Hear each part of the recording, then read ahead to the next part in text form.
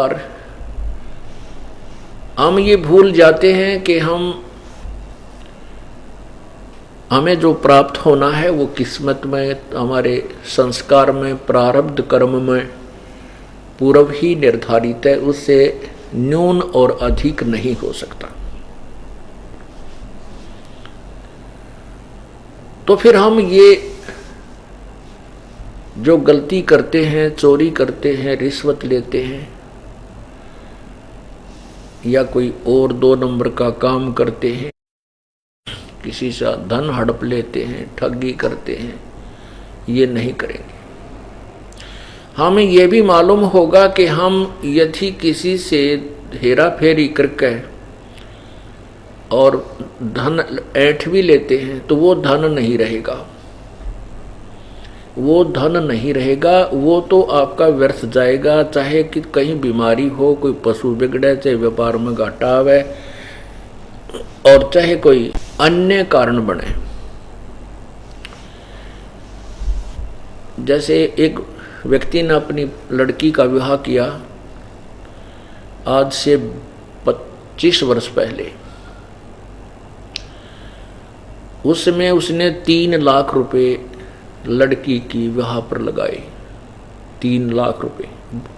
बड़ा अधिकारी था, कमिश्नर रैंक से रिटायर हुआ था, मुफ्त का माल इकट्ठा कर रखा था। वो पैसे लड़की के ब्याह पर लगा दिए बड़ी शानो शौकत से। 6 महीने के बाद वो रिटायर हो गया। रिटायर होने के बाद फिर उसके 1-2 महीने के बाद उस लड़की को छोड़ दिया।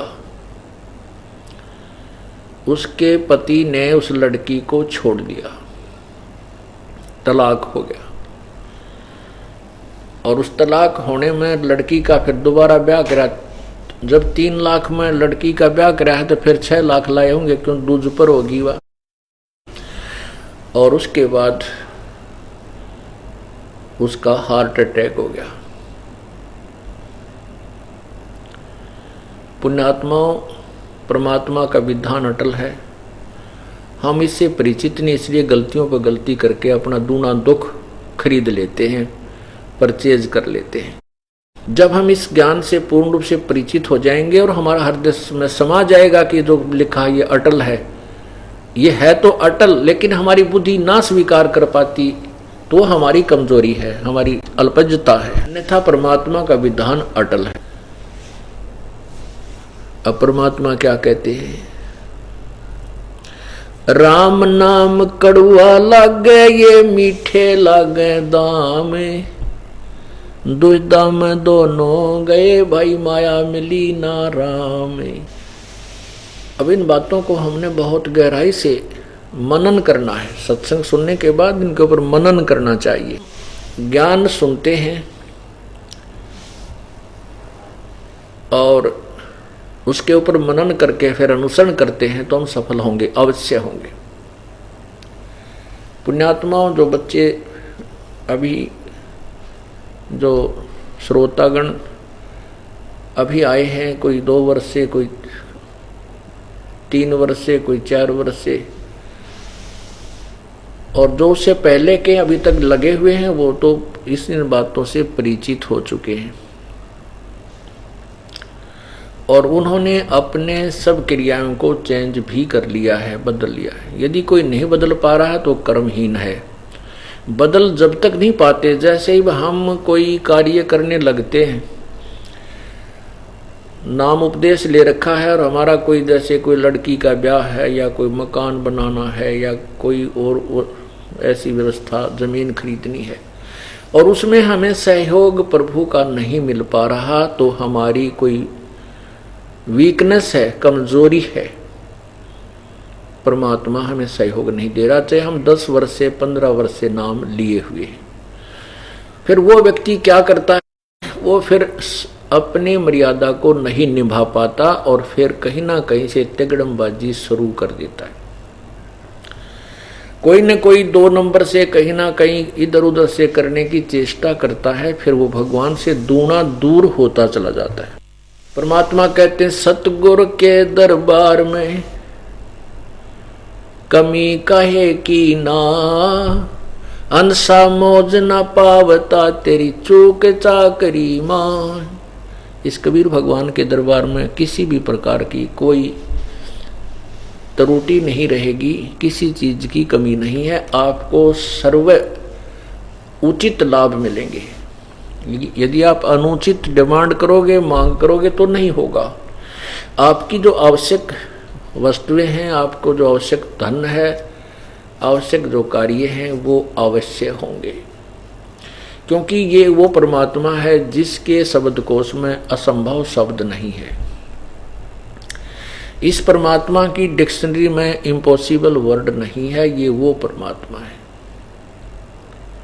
ये कबीर भगवान है, कबीर देव है।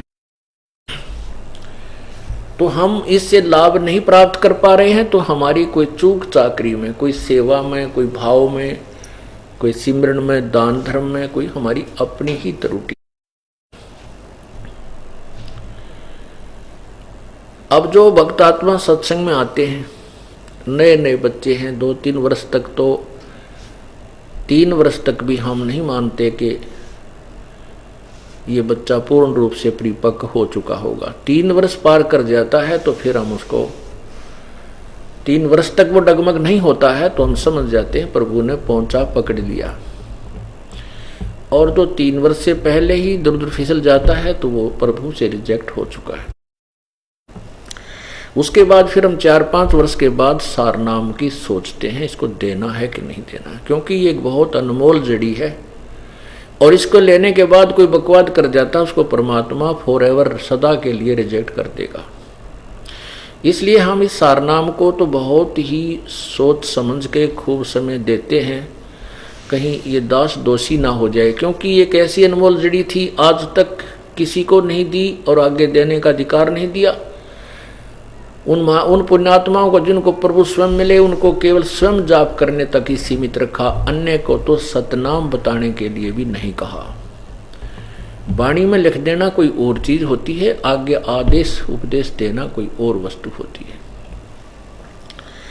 और वो जड़ी इस दास को दी है, और मैं इसको बहुत सूझबूझ से प्रयोग नहीं करूंगा तो मैं दोषी हो जाऊंगा। ऐसी गलती ये दास नहीं करेगा, क्योंकि मेरा उद्देश्य कोई और नहीं है, केवल कल्याण करना है, स्वार्थ नहीं है। स्वार्थी व्यक्ति डूब सकता है।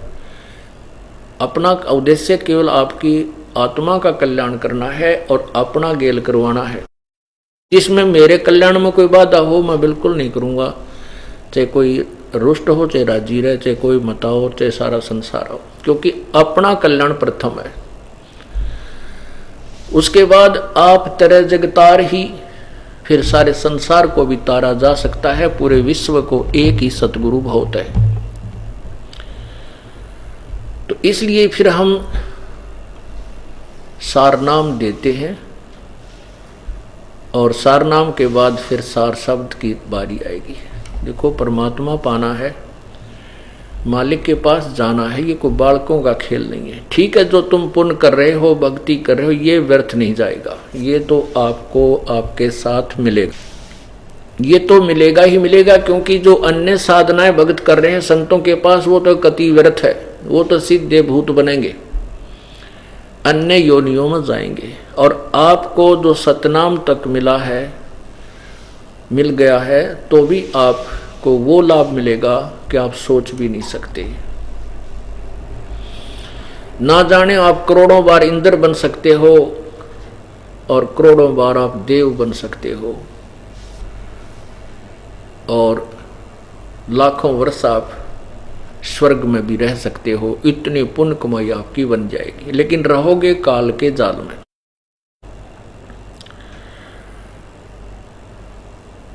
और कुछ पुण्यात्माएं जो सतनाम प्राप्त होती हैं, वो परमात्मा, जिनको ऊपर के लोकों में कुछ पोस्ट मिलती है, पद मिलता है जाकर के, तो वहां जाकर के आपको ये ज्ञान याद रह जाता है कि भगवान हम तो गलत आ गए। परमात्मा की वो अमर वाणी जो गुरुजी बताते थे विधान, वो तो सारा ही सत्य है। अब तो हम अपने जो उन जाप किया करते उन्हीं के पुण्यों से आज हम यहाँ देव बन गए, देव स्वर्गलोक में। ये तो अपनी ही जेब कट रही है। कहते वहां भी यदि तू रोएगा, वहां भी मुझे याद करेगा, तो भी तुझे वहां से छुड़वा लूंगा। कितने दयालु है परमात्मा। कहते शिव मंडल ब्रह्मापुरी चाहे विष्णु लोक में हो, अमरे गुण भूले नहीं तो आन छुटाऊं तो। अब दयालु है परमात्मा, छुटा तो लिया आपको, लेकिन काम कितना बढ़ गया, समय कितना बढ़ गया आपका। अब ये भक्ति समय आया है, भक्ति युग है, भक्ति काल है ये। और इसमें जो पार नहीं होंगे, सतनाम मिल गया और सार नाम भी मिल गया और भक्ति डट कर करी नहीं, वो भाव वो श्रद्धा सारी टर्म एंड कंडीशन पूरी नहीं ने भी और गुरुद्रोही भी ना हुआ, तो इस आपको ऊपर ले जाया जाएगा। क्योंकि हम इतने कहाँ परिपक्व हुए हैं। तो थोड़े से लालच में कोई कहे जा तेने सरपंच बनाओ, जब डर लेंगे और पीपी आ जा बना दे। तो हमने जाना सतलोक में, हमने तो इंद्रदा राज कागदा विष्टा। यहाँ कति हृदय में आत्मा नहीं मानेगी इस बातों को, जब ऊपर आप सफल हो गए।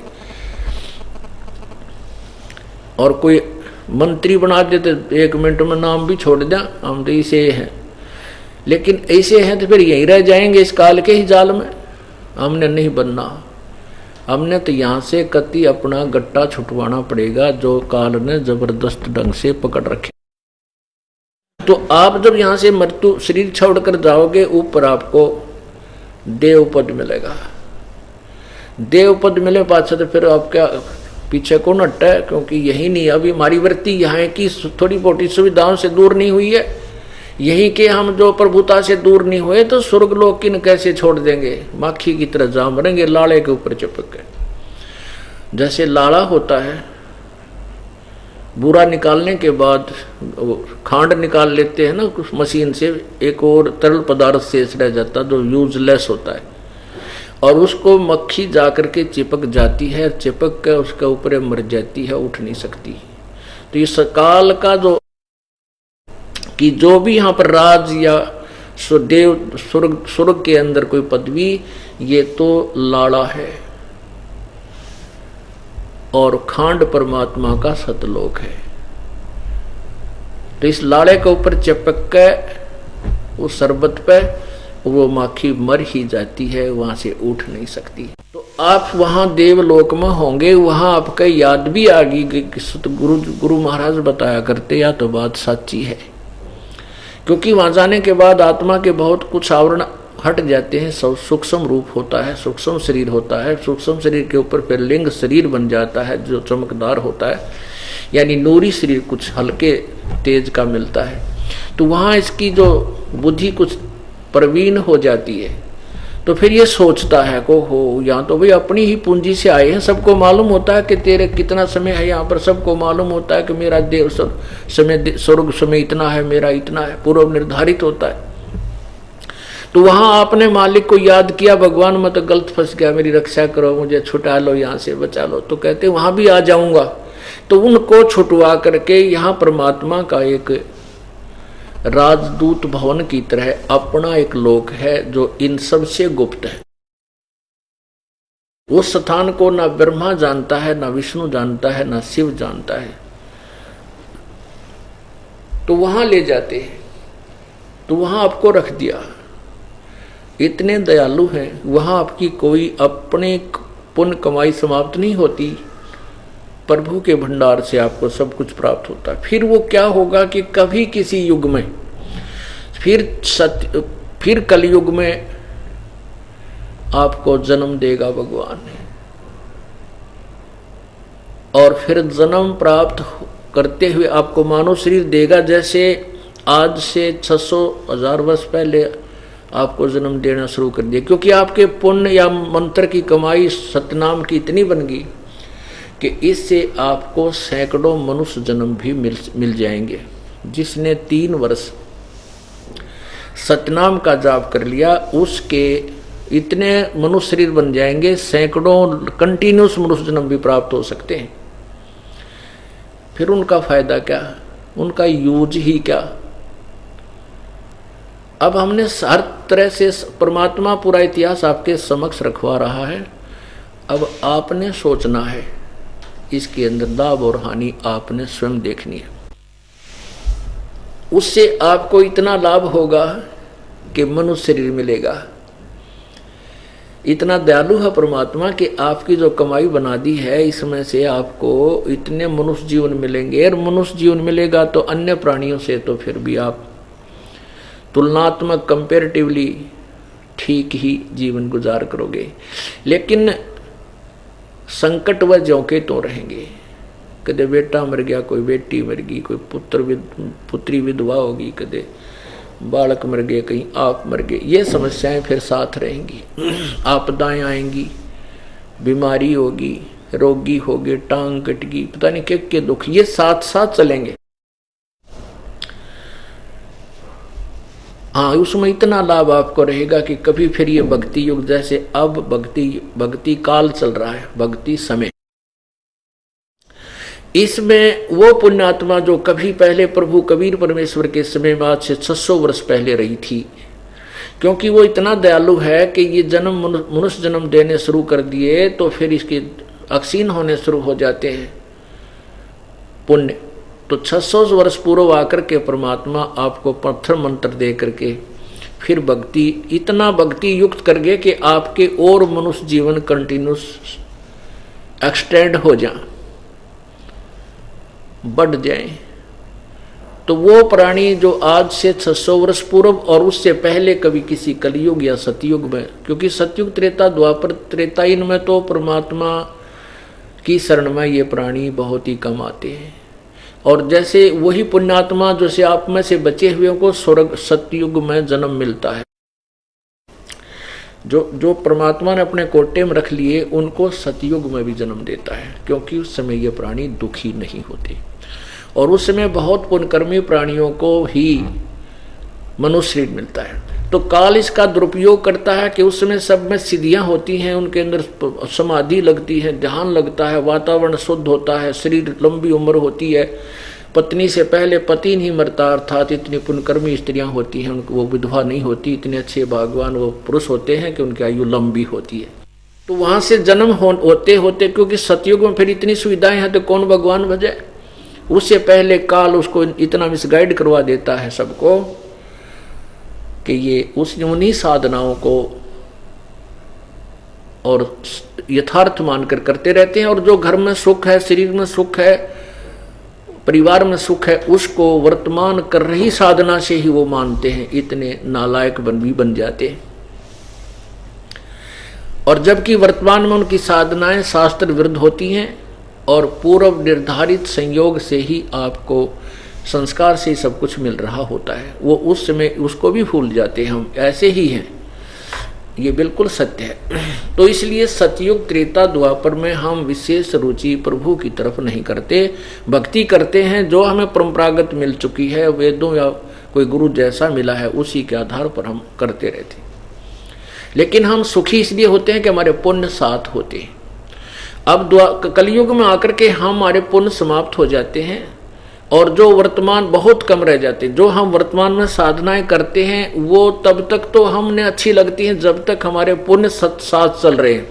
उन पुण्यों के कारण हमें नौकरी भी मिल गई है, ब्याह भी हो गया, लड़का लड़की भी हो गए, उनकी भी अच्छी शादी शुद्धि होगी, अच्छी तरह ब्याह दिए, घर में पोता पोती भी होगी, और फिर होगी कैंसर। अब पुण्य चले तब तक तो ठीक रहा, कैंसर होगी जब गिगी बंदगी, पैसे भी ला लिए, डॉक्टरों के भी जा लिए, और फिर कहाँ चलते हैं कि संतों को ढूंढो, किधर जाड़े लवानिया का फंस गए तो वो बेमौत मारेगा। लेकिन ये भी वो पुण्य पिछले संस्कार साथ आते हैं कि वो परम संत अगर वर्तमान में परमात्मा का भेजा कोई दास है वहां आ जाते हैं। तो यहाँ भी दो प्रकार के प्राणी होते हैं। एक तो वो है जिनको भयंकर रोग हो गया, जो पहले कभी परमेश्वर के चरणों में रहे हैं, तो वो फिर अपने उस परमात्मा के पास आते हैं तो उनको तुरंत लाभ मिलना शुरू हो जाता है। और जिन्होंने परमात्मा कभी किसी जन्म में भजा ही नहीं और फिर कष्ट पड़ा किसी के कहने से, फिर आगे गुरुजी के संत के पास, तो उनको थोड़ा सा समय लगेगा। उनको फिर वो कहते हैं वो तो जल्दी ठीक हो गए, हमारा अभी तक आराम नहीं हुआ। तो ये उनको उनके लिए ये विवेचन दिया जा रहा है कि उनको समय लगेगा। और उसके दौरान जो आपका ट्रीटमेंट परमात्मा आपके हृदय को जांच रहा होता कंप्यूटर की तरह, यदि इस यानी भक्ति के दौरान यदि आपके मन में कोई खोट आ गया, क्योंकि आपके पूर्व संस्कार अच्छे नहीं है, आप कभी प्रभु के चरणों में नहीं रहे, तो उसको अगर फिर भी बीच में कोई दोष हृदय में आ जाता है, संत के प्रति या भगवान कबीर जी के प्रति अविश्वास हो जाता है, फिर उनके ऊपर से हाथ उठ जाता है, फिर वो उसको लाभ बिल्कुल नहीं मिलता, फिर वो मृत्यु को ही प्राप्त हो जाती। एक आध ऐसा केस जो होता वो ऐसा इस टाइप के होते हैं। और उस दूसरी प्रकार के व्यक्ति मान लीजिए पहले शरण में आ गए हैं और श्रद्धा से लगे हुए हैं, और फिर उनके ऊपर आपत्ति फिर भी आएंगी, और फिर भी शरण में रहते रहते हुए कोई आपत्ति आ जाती है तो तुरंत आराम मिलता है, अवश्य मिलेगा, चाहे कितना ही भयंकर रोग हो, परमात्मा नहीं मरने देगा, चाहे कैंसर की माँ हो। तो परमात्मा इसी को कहते हैं, वो किसी भी रोग को नहीं मरने देगा, किसी भी रोग को आपके ऊपर प्रभावी नहीं होने देगा। जो प्राणी पुण्यकर्महीन है तो उनको थोड़ा समय लगेगा, लेकिन श्रद्धा सच्ची चाहिएगी। अब दो प्रकार से मानव शरीर प्राप्त होता है। एक तो वो व्यक्ति हैं, वो पुण्यात्मा हैं जिन्होंने पहले जन्म जन्मांतर में भी भक्ति प्रभु की हुई है, और अपने नालायकी से हम भगवान के दरबार में नहीं पहुंच सके और हम विमुख होकर के अपना काम बिगाड़ बैठे, लेकिन गुरुद्रोही नहीं हुए। तो वो उन पुण्यात्माओं को मनुष्य शरीर मिलता हुआ आ रहा है, और उनको ये लाभ मिलेगा कि जब वो परमात्मा के चरणों में आते हैं, सत स्थान पर आ जाते हैं, पूर्ण परमात्मा की भक्ति के पास जब आते हैं संत के पास, तो वो चाहे कितने विकार करें थे, चाहे निरी दारू पीवें, शराब पीवें थे, चाहे कितना ही नशा करते थे, चाहे चोरी करते थे, चाहे डाके मारा करते, कितनी रिश्वत लेते थे, कितना ही गंद वो मचा रखा था, वो तुरंत त्याग देते हैं, क्योंकि उनकी वो पिछली भक्ति फिर परमात्मा की कृपा से एकदम जग जाती है। जैसे ज्योति भी है, बाती भी बना रखी है, और घी का कटोरा भर रखा देसी का, वो जला रखी थी, वह बुझ गई किसी कारण तय, तो लगाते ही वो शुरू हो जाएगी, सब अंधेरा हट जाएगा। और दूसरे जो खाली पात्र हैं उनको समय लगेगा, ज्योति भी बनानी पड़ेगी, बत्ती उसकी बात, और कटोरा भी लाना और घी भी डालना पड़ेगा, उसके लिए व्यवस्था करनी पड़ेगी, उसमें थोड़ा सा समय लगेगा, लेकिन जग जागी ज्योति राम नाम की अवश्य। तो ऐसे दो प्रकार से मानव शरीर प्राप्त होता है। एक वो होते हैं, एक टर्न वाइज प्राप्त होता है, टर्न वाइज। परमात्मा ने ऐसी दया की हमारे ऊपर, कई अनजान व्यक्ति भोली भाली आत्माएं इस तत्व ज्ञान में भी मीन में 100 प्रकार के शंकाएं पैदा कर बैठते हैं। कहते हैं परमात्मा ने उसको काल को मनुष्य 1 लाख मानव शरीरधारी जीवों को खाने का श्राप क्यों दिया, और गधे कुत्तियां का दे देता, कोई का दे, ऐसे भी कहते हैं। पहले तो परमात्मा ने श्राप नहीं दिया, इसका या बीमारी लगी, वहां जो गलती करता है उसको ये कष्ट भोगना ही पड़ता है इस प्रकार का। और वो कानून प्रभु का ही बनाया हुआ, परमेश्वर कबीर जी का। पुण्यात्मा यदि उसको ये 1 लाख मानव शरीर खाने की बीमारी ना होती तो ये हमें मनुष्य शरीर नहीं देता। जब आप देख रहे हो कितना चालबाज है, इतनी योनियां और नाना प्रकार के प्राणियों के शरीर बना दिए, एक और बना देता, क्या दिक्कत थी इसको। तो इसलिए परमात्मा ने एक ऐसी इसका बीमारी ला दी कि इसकी व्यवस्था होगी, 1 मानव शरीर ये जरूर देगा। उसके लिए देता कहां से है, ये तो नंग है कति खाली खोखापुर। वो अपने आप ही के पुण्य और पापों से कुछ प्रतिशत, 2% या 4% रख लेता है पुण्य। उन पुण्यों के आधार से 1 मनुष्य शरीर देना पड़ता है, इसको देता है। और बाकी जो पुण्य पाप होते हैं इनको स्वर्ग नरक में खत्म करवा देता, खाली करा देता है। तो फिर 184 लाख योनियों को में से गुजर के भोग के एक मानव शरीर अवश्य प्राप्त होता है। ये है टर्न वाइज, यानी तरतीवार से विधान अनुसार उसको एक मानव शरीर प्राप्त होगा ही होगा, स्त्री या पुरुष का।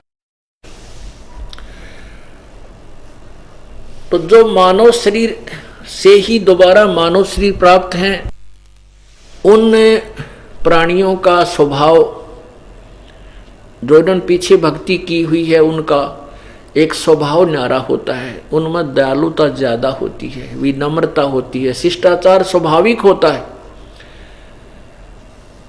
और उससे वो पता लगता है कि ये मानव शरीर से आए हुए पूर्व जन्म के भक्त थे। जैसे आप जी कुछ ऐसी पुण्यात्मा हैं, नाम लेते ही ऐसे ढंग से सेट हो जाती हैं, ऐसे बैठना उठना बोलना, ऐसी लगन, ऐसा प्यार भगवान में दिखाना, उसे पता चल जाता है ये आत्मा पहले भी कभी प्रभु के संपर्क में रही है और पूर्व जन्म में ये मनुष्य ही मानव शरीर में थी।